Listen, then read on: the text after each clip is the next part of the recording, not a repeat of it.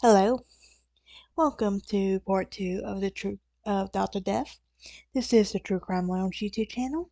I do have a podcast you can go check out, as well that is on Spotify and YouTube. I do also have a Patreon you can go and support if you would like. You don't have to, but you can. It's an option. By joining that, you'll get early access to season 3 and mini series coming out. For my podcast.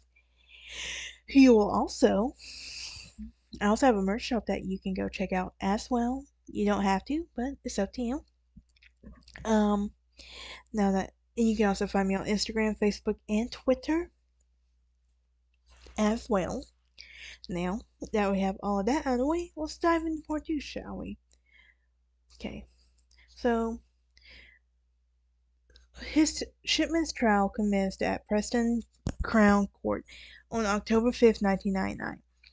An attempt by his defense was to have for 3 separate phases: cases with physical evidence, cases in the Grundy case, um, where forgery was differentiated, as well as damning evidence related to Shipman's fraudulent accumulation of morphine and other drugs was thrown out. And the trial proceeded on the 16 charges that included in the indictment. The prosecution asserted that Shipman had killed the 15 parents because he enjoyed exercising control over life and death, and dismissed any claims that he had been acting compassionately, as none of his victims were suffering. Sorry, y'all. I'll have to go to bed after this video. Suffering from a terminal illness. Angela Woodruff, Kathleen Grundy's daughter, appeared as the first witness. Her forthright manner and account of unremitting determination to get the truth impressed the jury, and attempts of Shipman's defense to undermine were largely unsuccessful. Next up, the government psychologist led the court through the gruesome post-mortem findings, where the morphine toxicity was in the death instances. Therefore, the fingerprints analysis of the forged showed that Kathleen Grundy had never handled a will, and her signature was dismissed by a handwriting expert in the crude forgery. A police computer analysis then testified over Shipman had altered the computer records to create symptoms that his dead patients had, in most cases within hours of their death, and as the trial progressed into other victims and the accounts of their relatives, the pattern of Shipman's behavior became much clearer, and the lack of compassion and disregard for the wishes for attending relatives and the reluctant attempt to revive patients who were bad enough, but another fraud also came to light. He would pretend to call the emergency service in the presence of relatives, then cancel the call out of the patients and was discovered to be dead. Telephone records showed that no actual call was ever made. Finally, evidence of his drug hoarding was introduced, and false prescribing to patients who didn't require morphine, overprescribing to patients who did, as well as proof as to visits to the home, and recently deceased to collect unused drug supplies for disposal. Shipman's haughty demeanor throughout the trial did nothing to assist his defense in painting a picture of a dedicated healthcare provider of the old-fashioned variety, always putting the needs of others above his own. Yeah, I don't believe it either. But despite their attempts, his ignorance and constantly changing stories, when called out of obvious lies, did nothing to endear him to the jury. Following a meticulous summation by the judge, and the caution to the jury that no one had actually witnessed Shipman kill any of his patients, the jury was sufficiently convinced by the testimony of the evidence presented, and unanimously, don't know why I could not say that word for some reason, that frustrates me, but anyway, found him guilty on all charges, 15 counts of murder and one of forgery.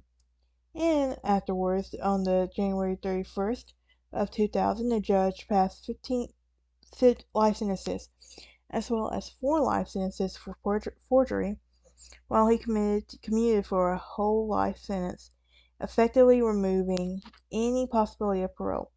Shipman was incarcerated at Durham Prison.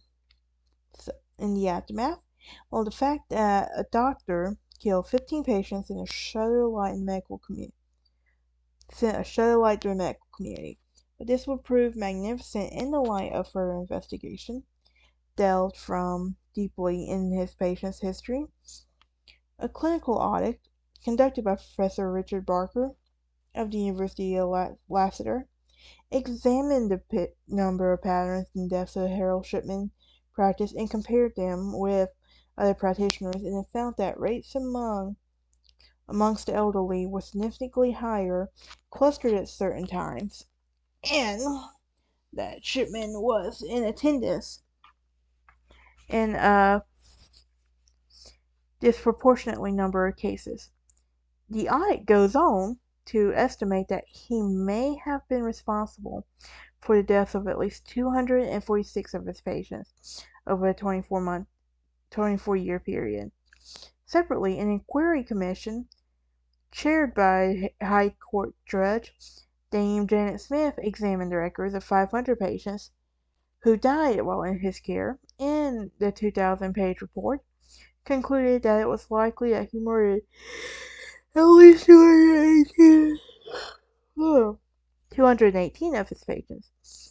Although the number of victims that was offered by Dame Janet is estimation rather than precise calculation as the number of cases presented is insufficient evidence to allow for certainty. The commission further speculated that Shipman might have been addicted to killing, and it was critical to police investigation procedures, claiming that the lack of evidence of the investigation officers resulted in missed opportunity to bring Shipman justice earlier. He may also have taken his victims within attaining license to practice medicine. An 87-year-old Margaret Thompson, who died in March 1971 while recovering from a stroke, but deaths prior to 1975 were never proven. So, but the sheer scare, like this guy, like over 200 people, that's crazy right there. It really is. But his patients were mainly elderly women, and they were living that were living alone and vulnerable. Like that was his MO, really. So they adored their doctor, Harold Fred Shipman. Even then, even when their contemporaries began dying, unusually high number of patients remained loyal to the doctor. For as long as they spared him, his victims loved their doctors to death. No film director could plan a grislier scene.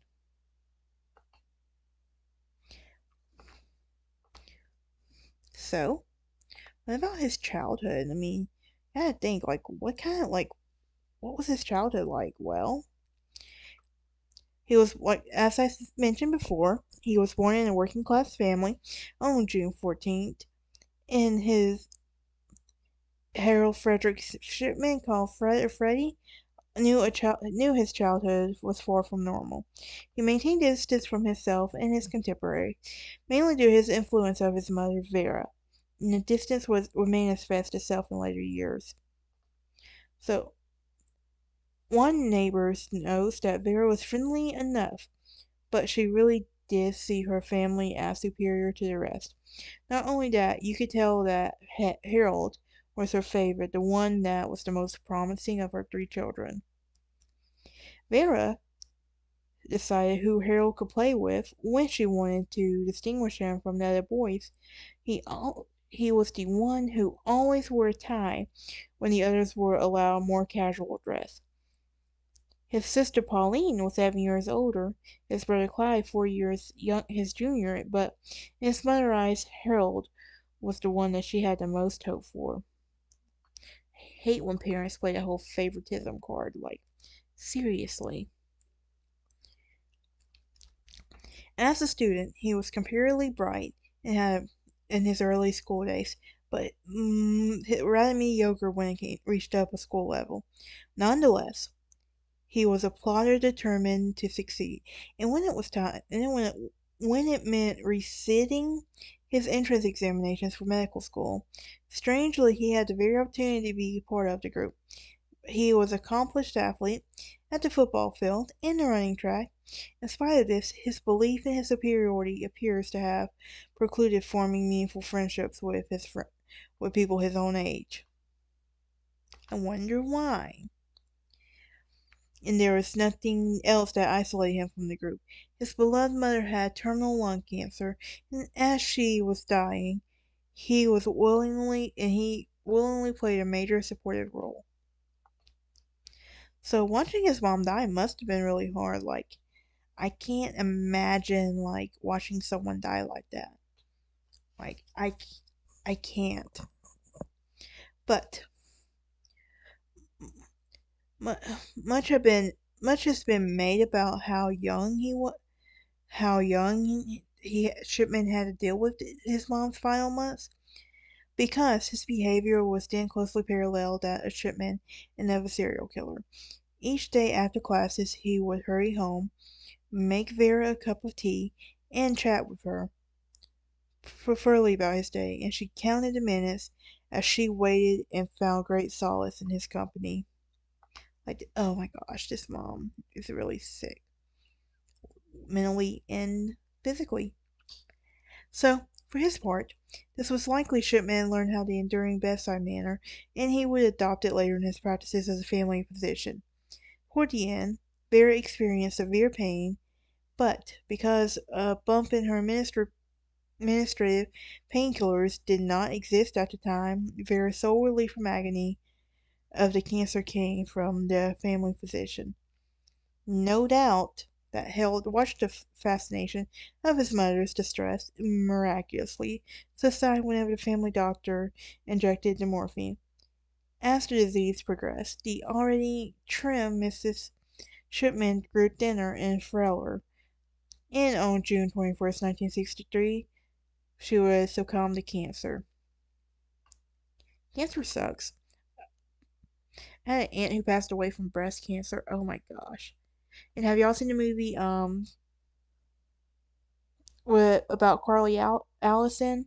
That movie's actually really good. I cried like a baby every time. But anyway,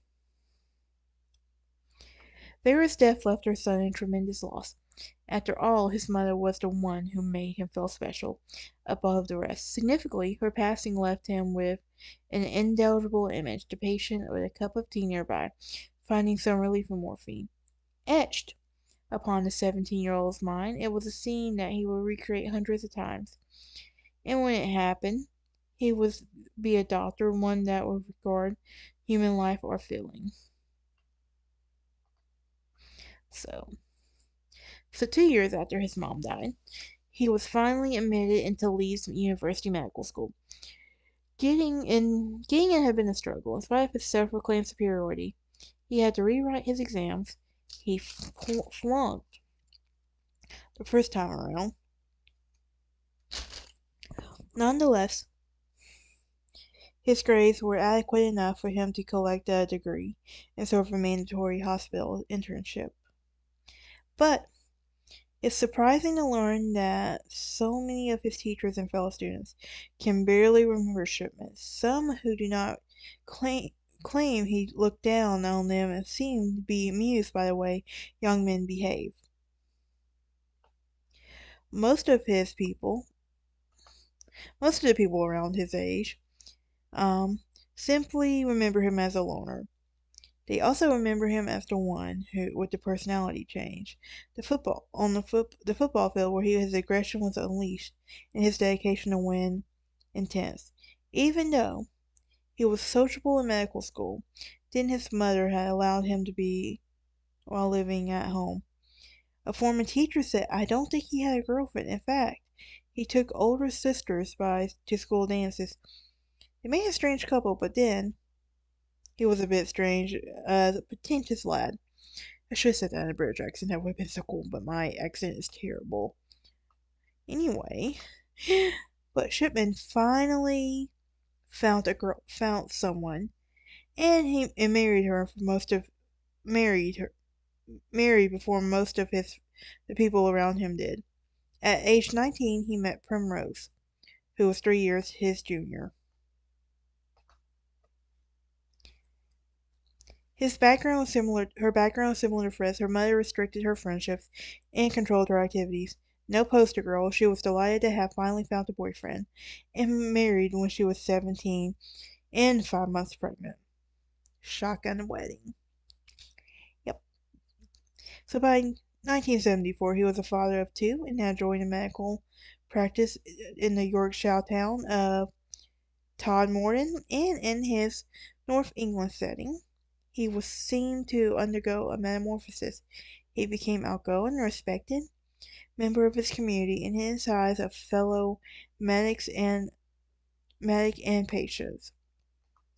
So, but the staff at the medical center where he worked saw a different side of the young man.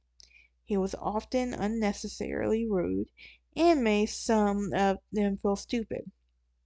It sounds like I would not like this guy at all. But then again, we know. Yeah. He was also confrontational and combative with many people. At this point, where they belittled and embarrassed him, he also had a way of getting things done his way. Even more experienced doctors in his practice.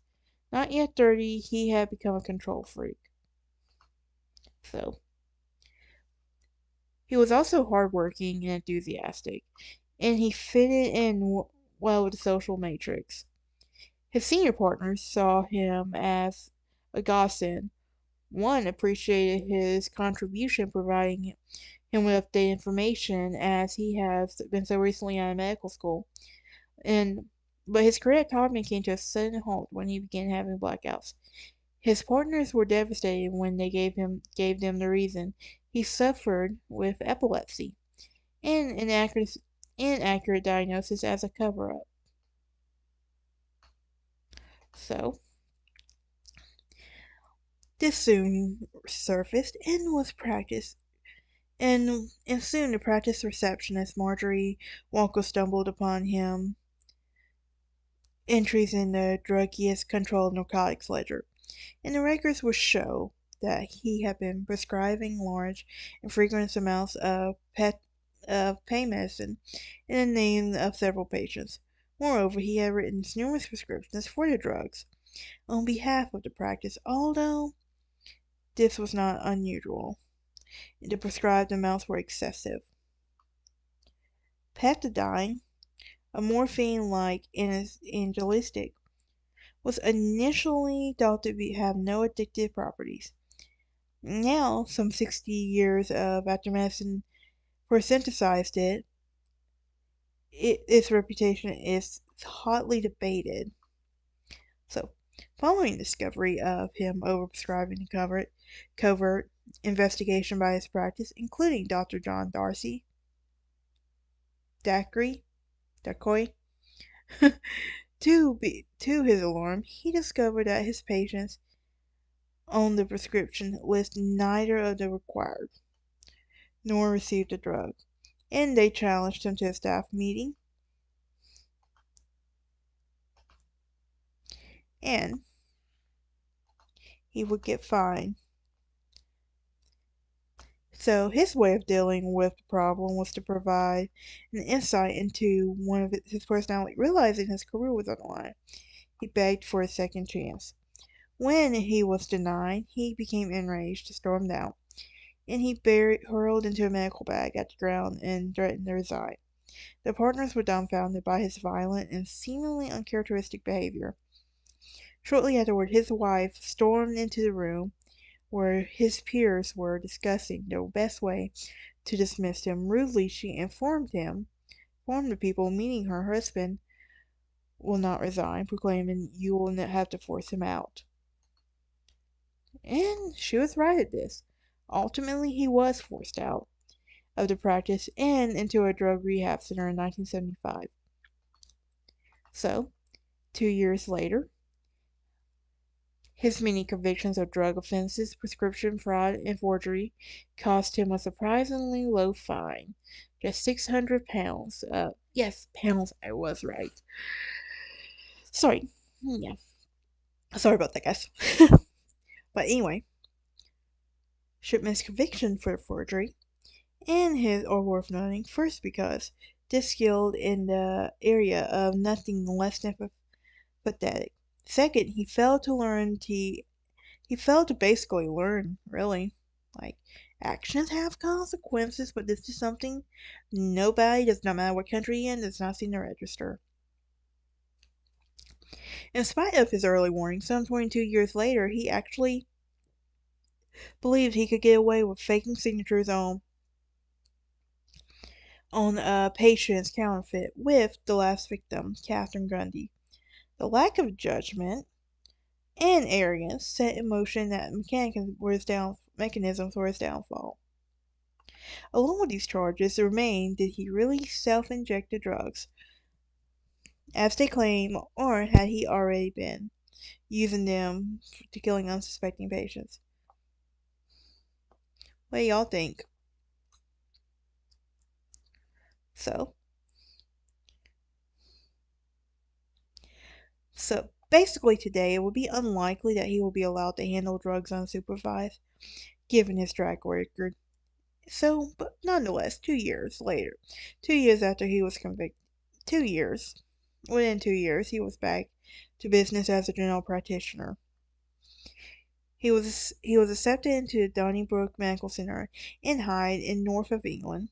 How reality he was an accepted demonstration, absolute self-confidence and his ability to convince his peers of his sincerity. Sociopath much? So, Dr. Jeff Mosley of the center says his approach is that I have had this problem and this conviction of his abuse of the drug. I have undergone treatment. I am now clean.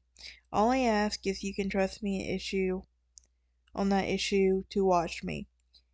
Perhaps he did not watch carefully enough. Again, he was on the role of dedicated, hard-working, community-minded people, and he gained his patients' absolute trust and earned his colleagues' respect. Some of those who worked under him could have used his sarcastic and abusive nature, but he was skilled in multitasking, in masking his patronizing attitude in front of those he chose to impress. As for any signs of addiction, there was no blackouts for him, and no indication of drug abuse. So, in high, Shipman was home free and free to kill. Yeah.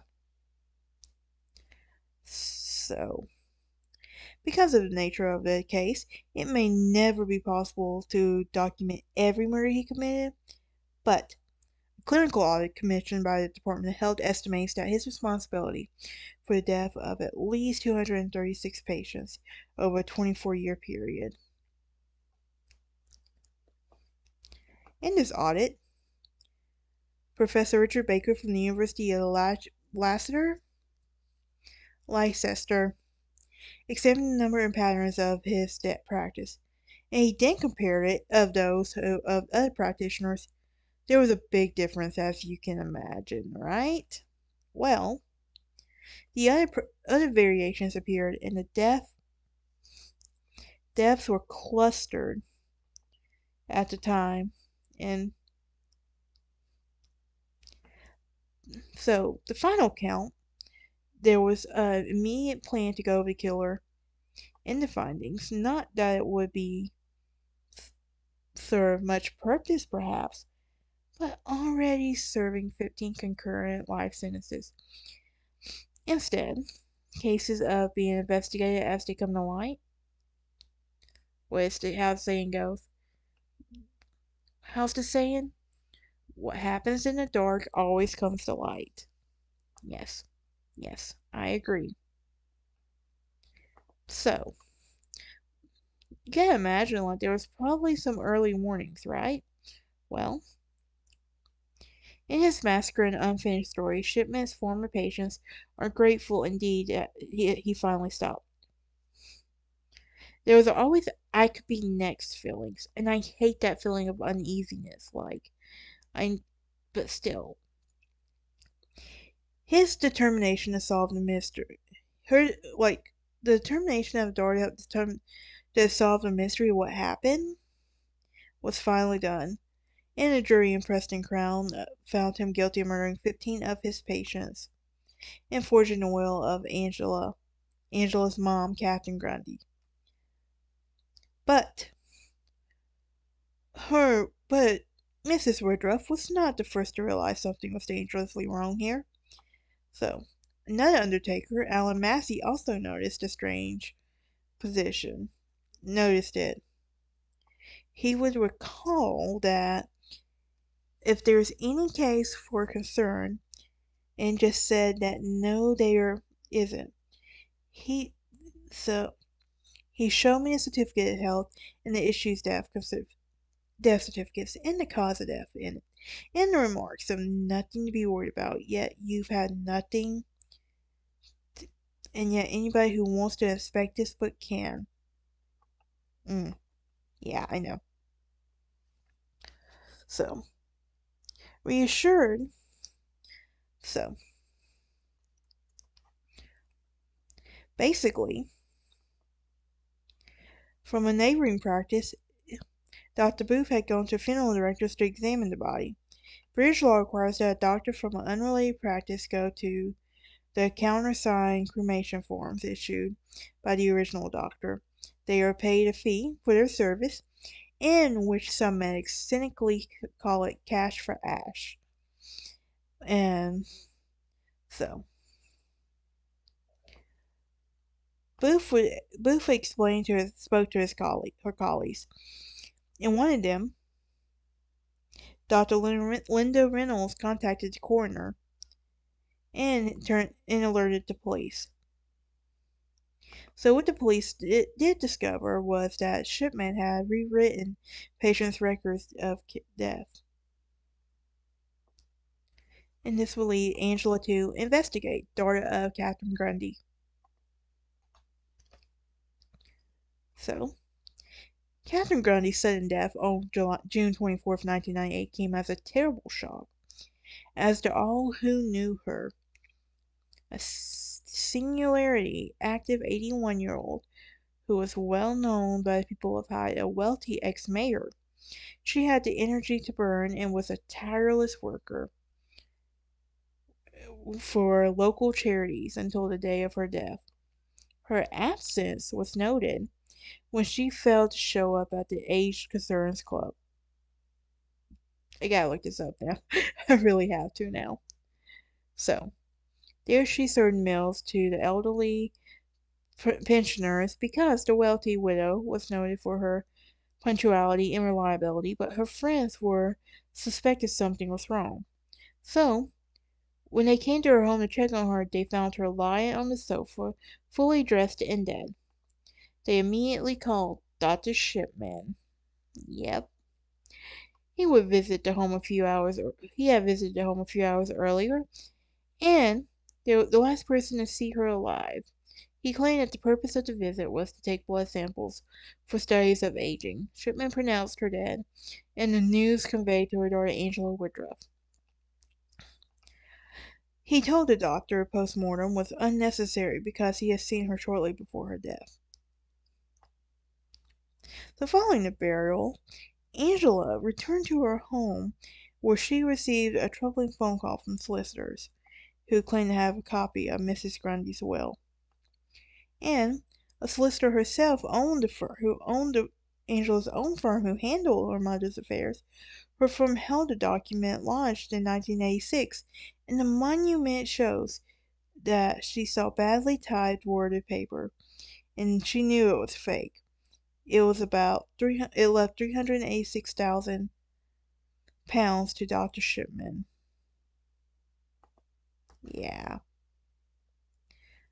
She knew her mom was a tidy person, and she knew something was up.